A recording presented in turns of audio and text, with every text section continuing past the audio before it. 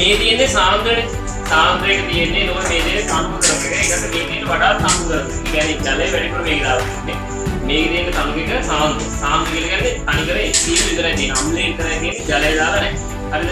සමාන ස්කන්ධ සහිත මැග්නීසියම් කැලේ තුනක් දාපුවා මේ දාන ඉස්සල්ලාම තනුක ගතියෙන් වැඩි මේකට. හරිද? ඒ කියන්නේ ජලයේ ගතියෙන් වැඩි මේකට තමයි ඉස්සල්ලාම දාන්නේ. එයා දාපුවම ওই විදිහට ප්‍රතික්‍රියාව සිද්ධ වෙන්නේ. හරිද? පොඩ්ඩක් වායු බුබුලු යනවා.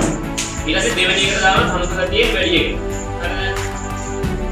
යා තනුක ගතිය දාන්නේ. එයා දාපුවම අරකට වඩා ප්‍රබලත්වයෙන් වැඩි.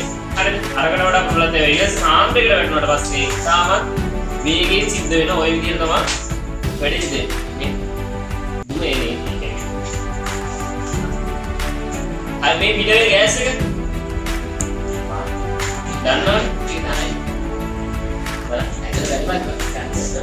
එහෙම ආදී යකින්ද ඇටි ඔය රත් මේක රත් වෙනවා මට එපා හයිඩ්‍රජන් ගෑස් එක යන්නේ